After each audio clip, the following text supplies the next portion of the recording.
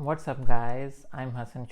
I'm a data scientist here in Berlin, and I'll help you become a data scientist and to get a visa-sponsored job in Europe. So today I want to talk about some issues that people face when they want to move abroad to a new country and work there and settle there, for example. And there are some concerns that they're worried about that stop them from taking that step to relocating to a new place. So let's get into it.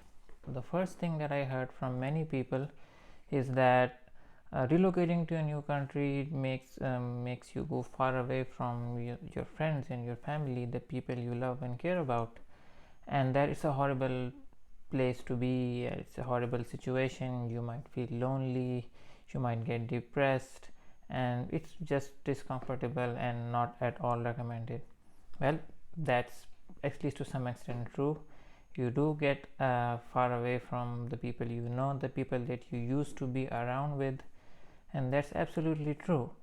But what's also true is that along with this discomfort comes an opportunity to create new friends from diverse backgrounds who are perhaps feeling lonely the same way as you are, who are new to this place the same way you are, and you could share your experiences and thoughts and opinions to help each other out, to broaden each other's mindsets, perspectives, and to become a better human being overall. So yes, it has a discomfort, but on the other side it has a potential as well. And being able to interact with people from diverse backgrounds, it also improves your own mindset and thought processes, and that clearly shows up in the way you talk, the way you behave, and can help you a lot in your career, socialization, and even in your relationships. So that's also important.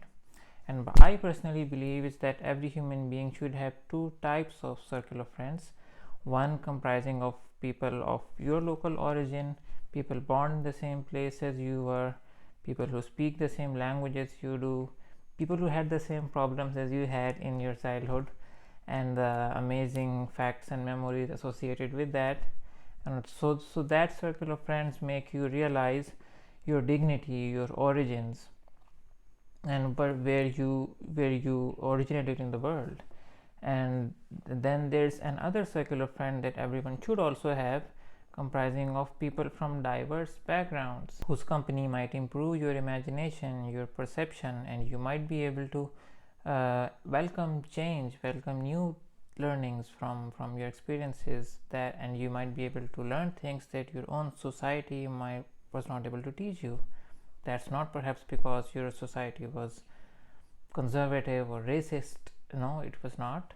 It is just that it never had the chance to learn the things that you are able to learn in another country, and that's absolutely fine. So that's one reason to it. I, for example, have talked with people from all over the world, from Italy, Spain, Romania, Hungary, the UK, USA, South America, Brazil, and other South American countries, Turkey, Syria, Jordan, Egypt, India, Tajikistan. And I realized that first of all, I'm really happy that I got the opportunity to meet such amazing people, and it did make me feel that now I can understand people better. I do feel more empathetic, more open to new ideas and experiences. So that is really important, to explore the world, explore other people's perspectives, opinions, so that you yourself could be a better human being in this a better human being and a global citizen, a citizen of the world. And of course, in today's day and age, especially after the pandemic, connecting with the people you love and care is not as hard as it was 20 years ago. I mean, there are, apart from Zoom calls and online meetings, there are lots of fun ways to do things. For example, you can join a social gathering online, and there are groups of people. You can reach out to them and join a conversation, leave that group, approach someone else.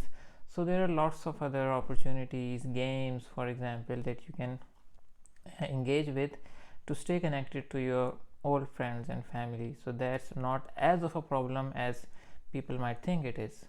So that's one way to see it, that yes, it has some discomfort, but on the other hand, it has a lot of potential to do it, and balancing these two is what life is all about, right? Now the second thing is, when you're alone from your family or your friends or the people you used to be around with, you get bored. You can get bored, of course, but you'll also feel something else, solitude, which is sometimes rare in with people who used to be around with people, because when you'll be alone this time in a foreign country with possibly nothing planned to do, then you'll be able to think about yourself, you'll be able to feel yourself with no one else to impress or to judge you.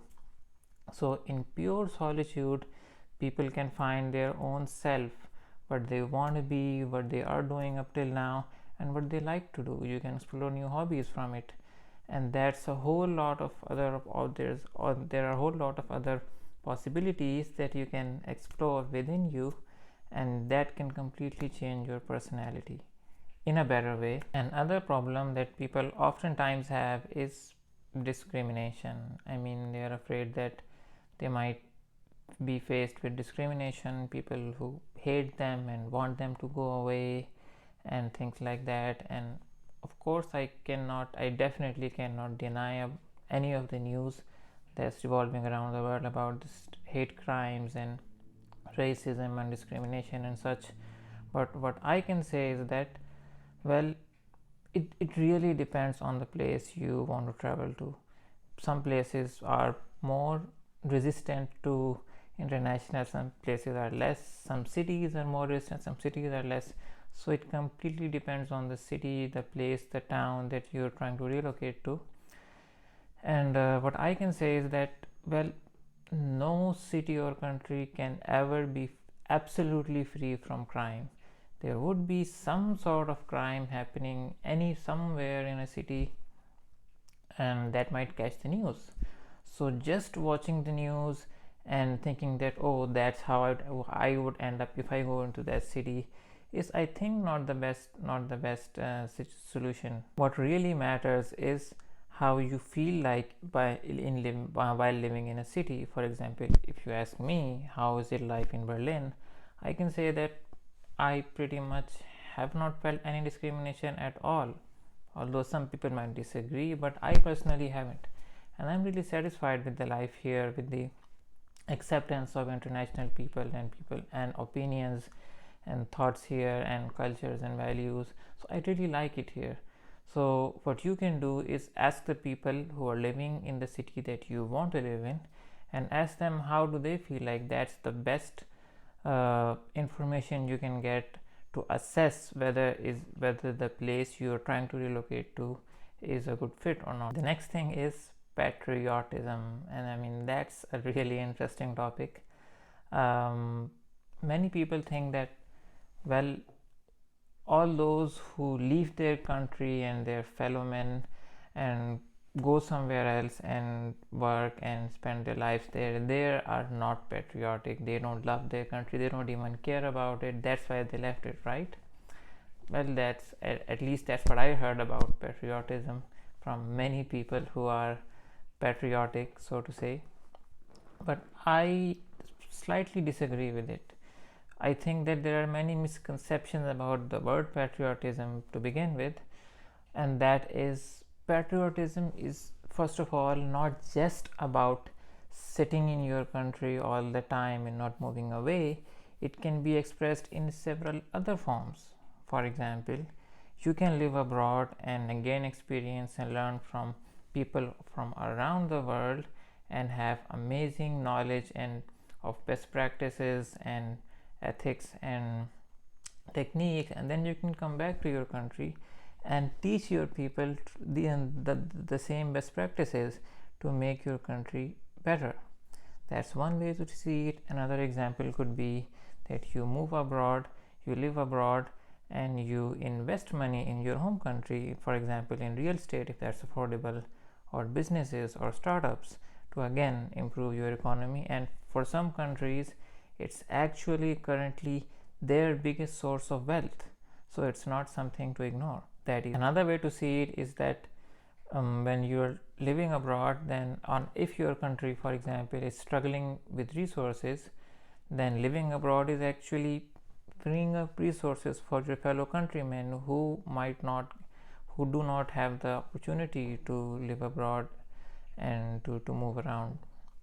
And that's actually they could consume the resources, property or employment and everything associated with it that you would have taken otherwise. So freeing up resources for your countrymen is again a sign of patriotism, that you're supporting your people. So there are multiple ways to help your countrymen, people who speak the same language as you do, people who were born in the same place as you were. And it's not just about sitting there and consuming their resources. It could be in many ways. When you are outside, you could advocate your country, you could spread awareness about your values, your culture, your traditions, and that is also a service to your country as well. So patriotism is a huge thing that people confine to very small meanings, and that I think should change in the society. And other thing that happens to people quite a lot is that they're always trying to be really critical about the benefits and disadvantages of a decision they're making to relocate, because it has its downsides, right? You're facing uncertainty, you're going to a place you don't know personally, you've just heard rumors about it that it's good and that, but you haven't experienced it by yourself.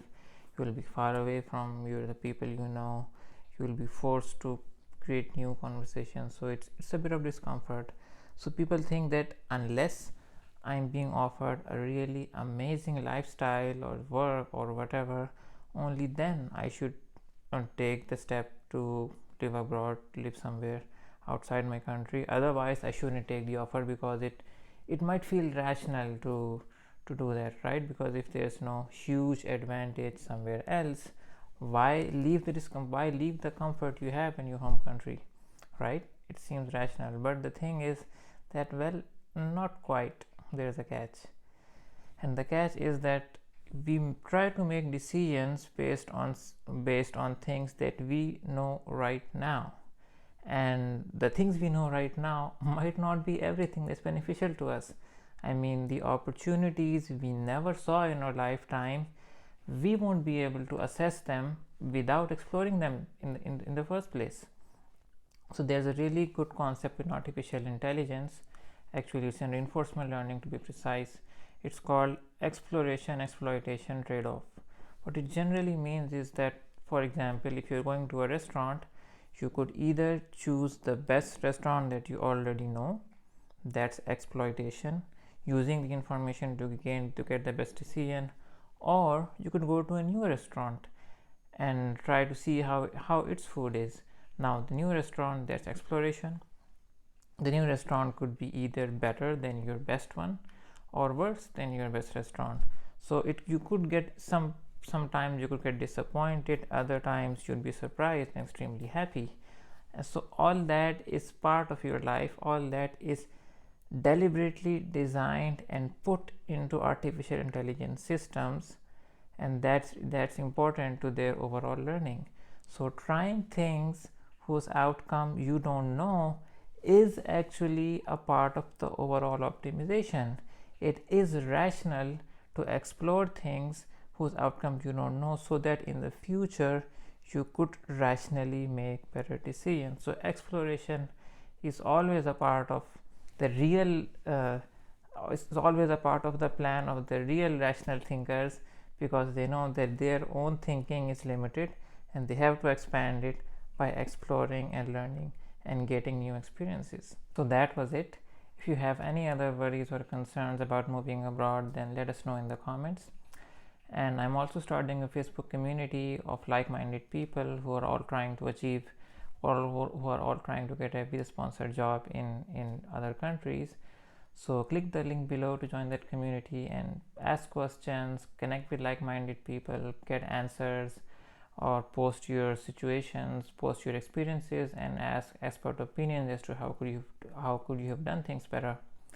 So that sharing of experiences can greatly improve your overall competence, and it does make you feel a lot experienced that from learning from several different people.